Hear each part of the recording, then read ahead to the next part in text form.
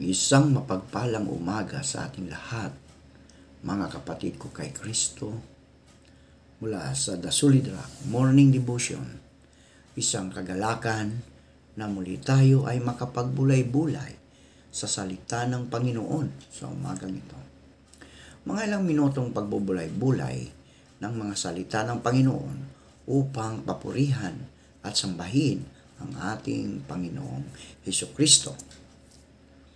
Ang ating pong pagbubulay-bulayan sa magandang umaga ng linggo ay matatagpuan sa Marcos, Kapitulo 8, talatang 34 hanggang 37. Ito ang sinasabi, ang sinumang nagnanais na magligtas ng kanyang buhay ay mawawalan nito. Ngunit ang mawalan ng kanyang buhay alang-alang sa akin at sa magandang balita ay magkamit nito. Sapagkat ano ba ang mapapala ng isang tao, makamtan man niya ang buong daigdig, ngunit mapahamak naman ang kanyang sarili. Tayo po ay manalangin. Ama naming Diyos na mapagmahal, Ikaw ay napako sa krus dahil sa aming mga kasalanan. Salamat, Panginoon, sa iyong walang sawang pagmamahal mo sa amin. Aming inilalapit sa iyo ang aming mga kapatid sa pananampalataya na nangangailangan ng kagalingan dahil sa mga karamdaman. Abutin niyo po sila, O Diyos. Ibalik mo ang mga lakas na nawala dahil sa karamdaman. Pagalingin niyo po sila, Panginoon. Amin ding itinataas sa inyo ang aming mga kapatid na mga mangingisda. Naingatan mo sila sa laot ng karagatan, tulad ng pag-iingat mo sa iyong mga apostol na naroon sa laot ng ang malakas na hangin ay kanilang nararanasan, Panginoon. At ito'y iyong pinahinto. Gayon din po, O Diyos, aming inilalapit sa inyo ang aming mga kapatid na mga magsasaka. Mga nagsasaka ng palay, gulay, prutas at iba pa. Naingatan mo sila, O Diyos, sa kanilang pagsaka upang ang bawat tao dito sa mundo ay magkaroon ng maraming pagkain sa kanilang mga hapag. Amin din nilalapit sa iyo, Panginoon, ang aming mga kapatid na naghanap ng trabaho. Ito man ay lokal o abroad. Tulungan mo sila, O Diyos, na makasumpong ng magandang trabaho upang sila, O Diyos, ay magkaroon ng hanap buhay. Maraming salamat, Panginoon, sa mga katugunan, sa aming mga panalangin, sa pangalan ni Hesukristo na aming Diyos at tagapagligtas. Amen.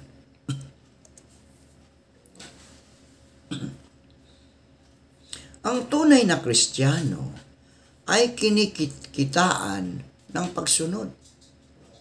Ang sinumang kaisa ni Kristo,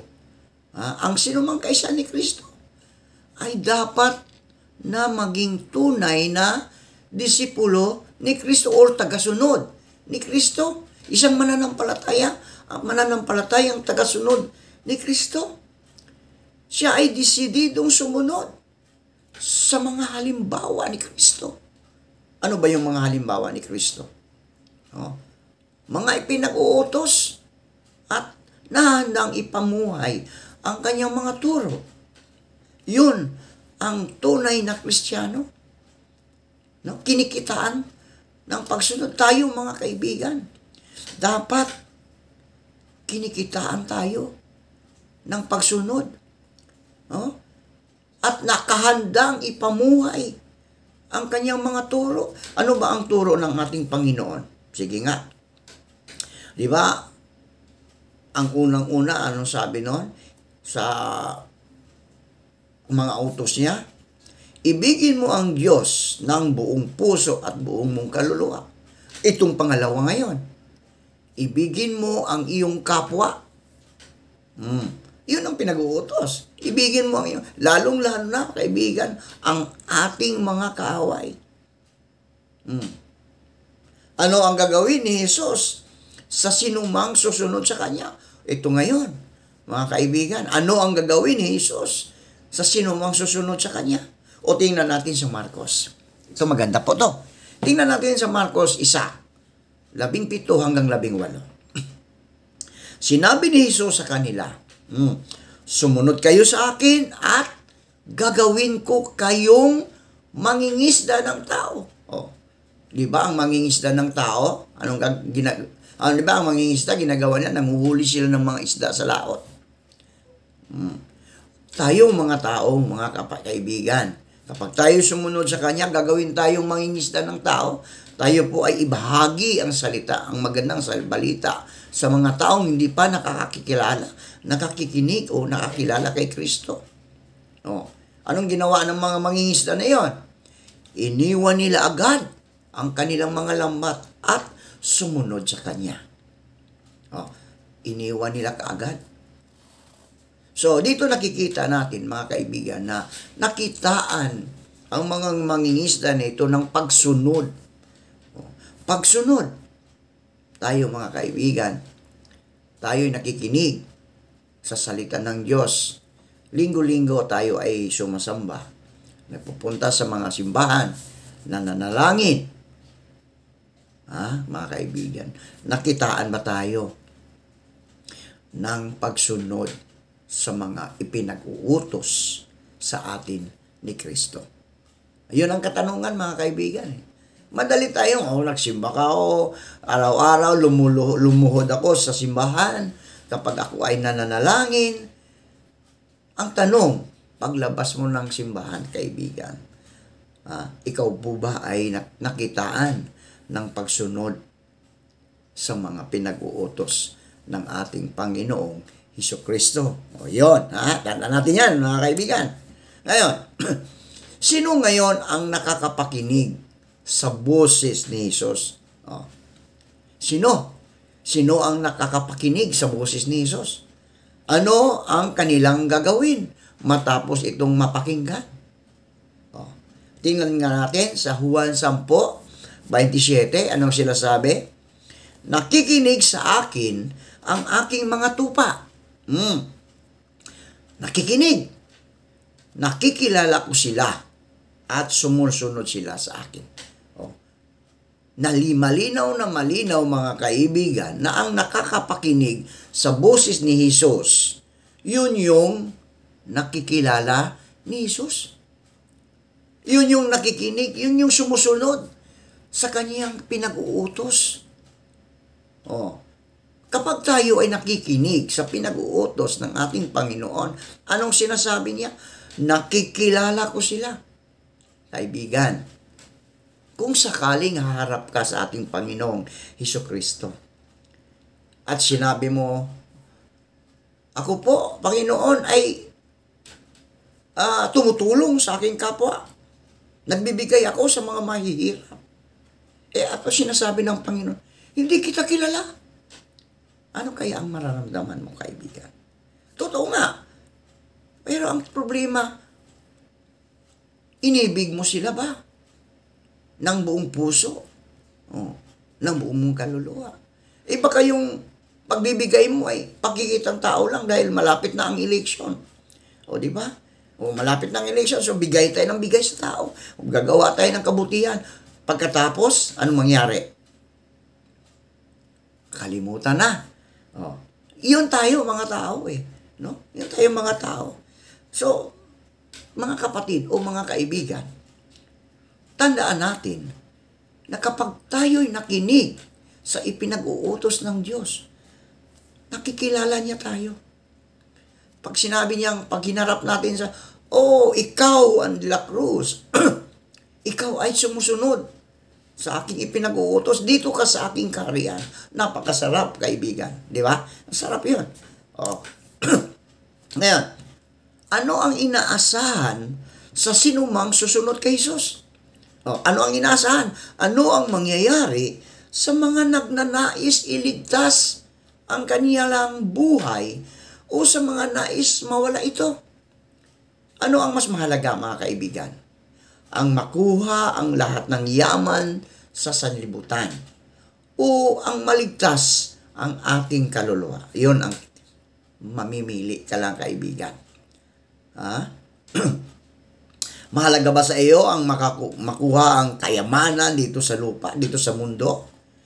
O ang maligtas ang ating kaluluwa doon sa dagat-dagatang apoy, ang impyerno? Di ba? Doon talagang walang hanggang paghihirap kasi nasa impyerno tayo. Pero kung nato'y sa langit, na walang hanggang buhay ang ating nararamdaman kapag nasa langit na tayo.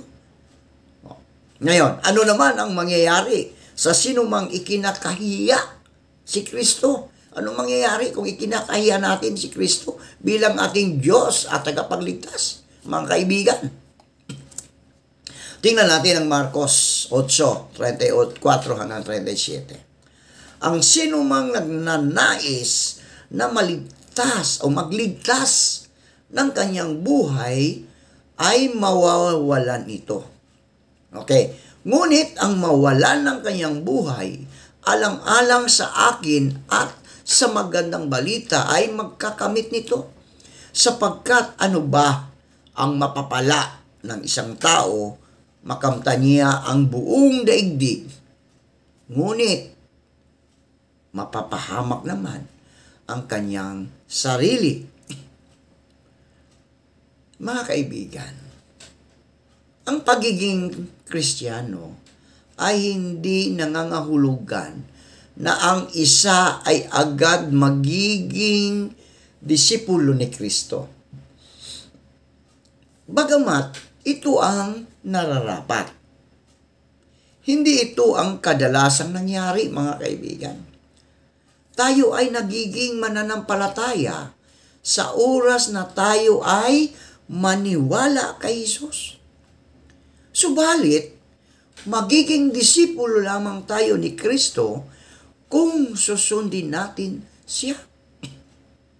Maaring maniwala tayo, pero hindi tagasunod. Di ba? Maaring maniwala tayo, pero hindi tayo tagasunod. Sabihin natin, ako ay Kristiyano. Kristiyano ka nga. Ikaw ba ay sumunod sa ipinag-uutos ng Diyos? Nakitaan ka ba ng mabubuting mga gawa? Ang tagasunod ni Kristo ay nakitaan ng mabubuting gawa. Hindi lang sa ngawa ng ngawa, kundi mabubuting gawa. Sapagkat, hindi sa tagal ng pagtanggap kay Jesus nasusukat ang pagiging disipulo ni Kristo. Maaring kinagawian na natin ang magsimba, subalit maliban na tayo ay maging tagasunod ni Kristo ay hindi tayo tunay na mga disipulo niya. Bakit sinasabi nang hindi tayo tunay na mga disipulo niya? Kasi minsan, tayo mga tao, pagdating doon sa ating simbahan, ano man ang ating simbahang inaaniban, madalasalin tayo, halos hindi tayo makabasag pinggan. Paglabas, pag-uwi, mga kaibigan, ano ang iyong buhay? Nakitaan ba tayo ng pagsunod sa ipinag-uutos ni Kristo? Narito ba sa ating buhay ang banal na Espiritu? Siya ba ang nagkukontrol sa atin? Baka pagdating natin sa ating buhay, pag ang ating mga kasama sa bahay nagkakaroon ng hindi maganda, madumi ang ating bahay, ay naku, pinagbumura na sila. No? Hindi yun, mga kaibigan. Tagang hindi tayo tunay na tagasunod ni Kristo. Kasi nga, hindi tayo nakikitaan ng mabubuting gawa. Hindi na tayo nakikitaan ng pagsunod sa kanyang ipinag-uutos. Okay? Ano ba? Subalit, ano ba ang tunay na disipulo? Yan ang tanong doon eh. Ano ba ang tunay na tagasunod ni Kristo? Paano nga ba tayo naging mga disipulo ni Kristo o tagasunod ni Kristo? Ang mga sumusunod ay nagbibigay ng ideya kung paano dapat isalarawan ang tunay na tagasunod ni Kristo o disipulo. O tingnan natin, sa 1 Pedro 3:11 hanggang 12. Ito ang sinasabi. At tumalikod siya sa masama. Ayun, ang tunay na tagasunod ni Kristo. Tumalikod sa mga masasama. Anong susunod? At gumawa ng mabuti. Ayun. Diba, mga kaibigan? Tumalikod. Yun ang tunay na tagasunod ni Kristo. Tumalikod sa masama at gumawa ng mabuti. Hanapin ang kapayapaan at kaniyang sundan. Ito po ay talagang tayo, mga kaibigan, ay pag tayo ay tumalikod sa mga masasama at tayo'y gumawa ng mabuti, makahanap tayo ng kapayapaan sa ating mga buhay, sa ating puso. Dahil sinusundan natin ang ating Panginoong Hesukristo. O tuloy natin. Sapagkat ang mga mata ng Panginoon ay nasa mga matuwid. Di ba? Napakaganda. Nasa atin, mga kaibigan, kung tayo ay matuwid. Kung tayo ay gumagawa ng mabuti. Ang mga mata ng Diyos ay nasa kaniyang mga anak na matuwid. At ang kanyang mga pakinig ay sa kanilang mga daing. Ang kanyang pakinig ng Panginoon, ang pakinig ng Panginoon ay nasa mga daing ng mga matutuwid.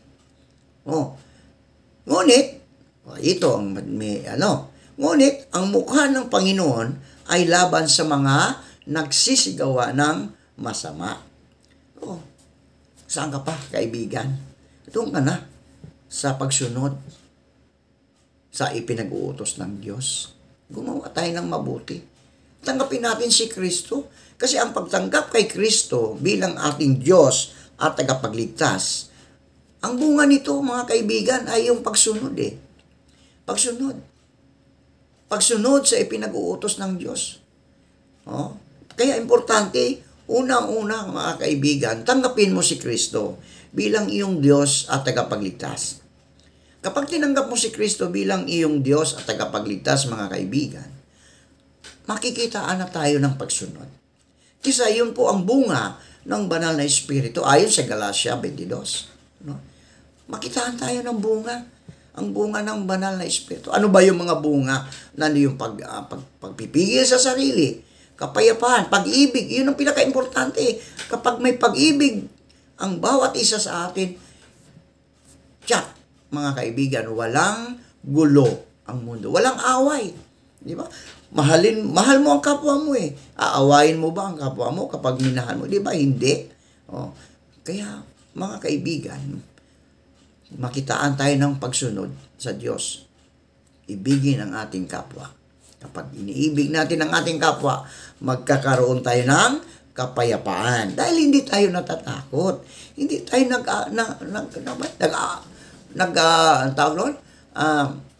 hindi tayo natatakot.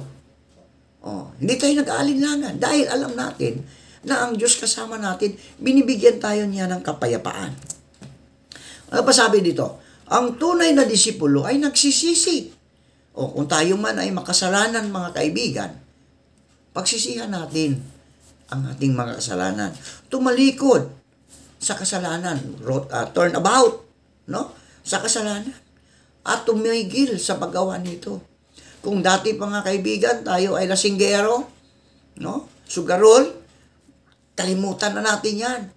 Wala namang maidudulot na maganda ang paglalasing, pagsusugal. Di ba? Kaya tinanggap na natin. Kapag tayo ay tumalikod sa kasalanan, tinanggap na natin ang kapatawaran ng Diyos sa ating buhay. Tinanggap na ng Diyos ang kapatawaran. Kasi nagsisisi na tayo Tumalikod na tayo sa mga masasama. Ipinasa sa ilalim natin sa pamumuno ni Jesus ang ating buong buhay. At kinikilala natin si Kristo bilang ating Diyos at tagapagligtas, pinuno, leader ng ating buhay. Nakatayo sa tamang pundasyon tayo. Siyempre, nakatayo tayo sa tamang pundasyon. Yung the solid rock. Di ba, ang bato kapag ito ay anuman, ang bagyo sa buhay, naroon lang yon, nakatayo pa rin yon. Hindi yan nababasag dahil nga, ito po ay the solid, yung solid rock. Tingnan natin sa Kolosas 1:23, no? 1:23. Sapagkat minarapat ng Diyos na ang buo niyang kalikasan ay manatili sa anak. At sa pamagitan ng anak, niloob ng Diyos na ang lahat ng bagay, maging sa langit o sa lupa, ay makipagkasundo sa Kanya. Pakikipagkasundo sa pamagitan ng pag-aalay ng anak ng Kanyang dugo sa krus. Yan.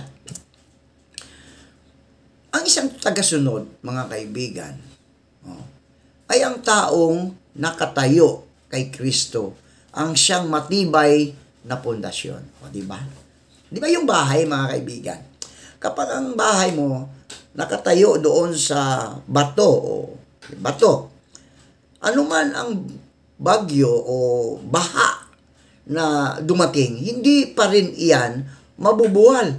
Kasi nga, nakatayo yun sa bato di ba?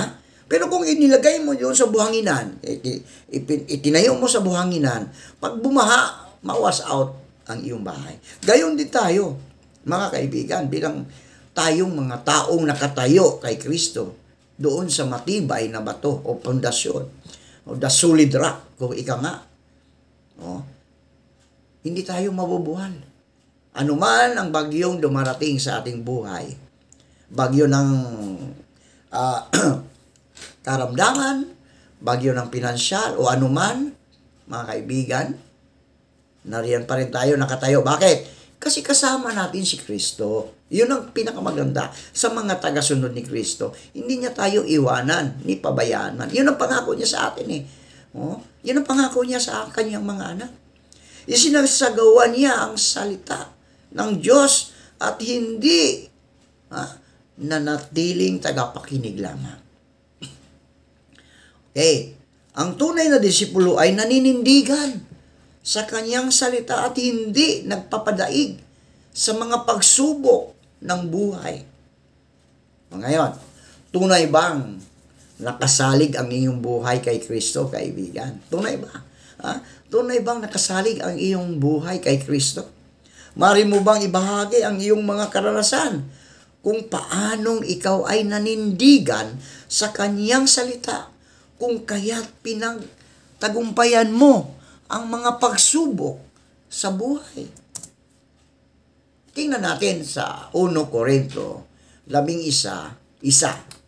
Ano sinasabi doon sa 1? Kaya nga, tularan ninyo ako gaya ng pagtulad ko kay Kristo. Tuloy natin sa 2. Anong sinasabi sa 2? Pinupuri ko kayo dahil lagi ninyo akong inaalala at sinusunod ninyo ang mga itinuturo ko sa inyo.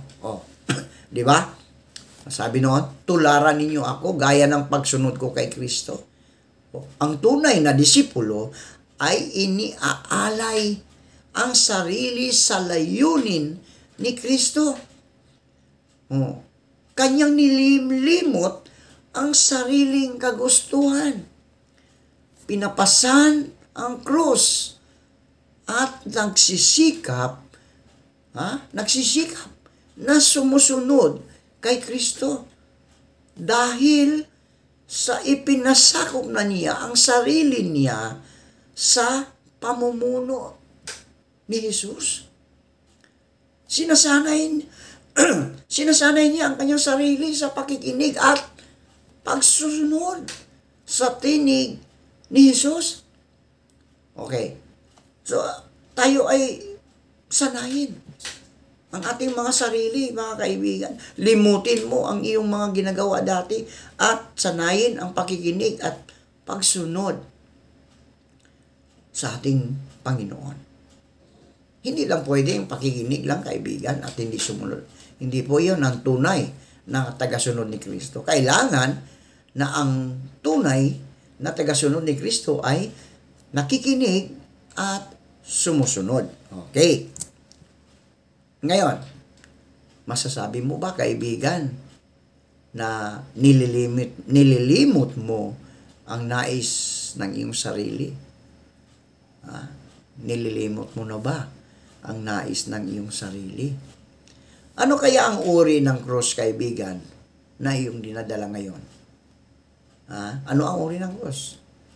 Pwedeng sabihin nating karamdaman, o pwede natin sabihin nating financial, dahil meron kang dapat ipagawa o bayaran o anuman. Paano mo pinakikinggan ang tinig ng Diyos, kaibigan? Kahit na hindi mo nakikita ang Diyos, paano mo nalalaman na kinakausap ka ng Diyos? Tayo po ay manalangin. Marami pong salamat, Panginoon, sa mga salita na aming pagbubulay-bulayan sa magandang umaga ng linggo. Salamat, O Diyos, sa iyong walang sawang pagmamahal ninyo sa amin. Narito, Panginoon, ang iyong mga anak upang kami ay patuloy na sumusunod sa aming Diyos na tagapagligtas. Hindi lang, Panginoon, ang pakikinig, kung hindi kami po ay sumusunod sa iyong ipinag-uutos. Pagpalain mo po, Panginoon, ang lahat ng nakikinig sa morning devotion ito, upang sila, O Diyos, ay mga bagyo ng kanang buhay, ang kalakasan, kagalingan, ay patuloy mong ibuhos, Panginoon, sa bawat isang may karamdaman na nakikinig ngayong umaga. Gayon din po, O Diyos, sa mga nangangailangan ng financial upang meron silang maibili ng pagkain o anuman ang kanilang gagawin, Panginoon, na importante para sa kanilang pamilya, pambili ng gamot. Lord, ibuhos mo sa kanila ang pagpapala. Dahil ikaw, O Diyos, ang siyang may-ari ng lahat ng bagay dito sa lupa. Kaya kami, Panginoon, ay nagsusumamo na tulungan mo po ang bawat isa sa amin na makamit namin ang aming mga pangangailangan sa araw na ito. Gayon din po, Diyos, sa umagang ito, dalangin namin ang aming mga pastor na sila, Panginoon, ay nagdadala ng mga balita, mabuting balita sa mga tao na pumupunta sa mga iglesia at nakikinig. Pagpalain mo po at bigyan mo sila ng kalakasan, Panginoon, upang ang kanilang katawan ay handang tumugon sa lahat ng pagsunod sa iyong mga ipinag-uutos. Gayon din po ang kanilang mga mahal sa buhay. Patuloy niyo po silang ingatan, Panginoon. Pagalingin mo po, Panginoon, ang mga karamdaman na ngayon ay nararanasan nila, Panginoon. Gayon din po, Panginoon, ang mga operasyon na gagawin ng mga doktor. Pagpalain mo ang mga doktor na gumagawa ng mga operasyon, Panginoon. Tulad ng kalagayan ni Ate Tichi Camia na mag-undergo ng isang operasyon sa aneurysm, O Lord. Lord, ikaw ang siyang aming Diyos na siyang manggagamot sa lahat.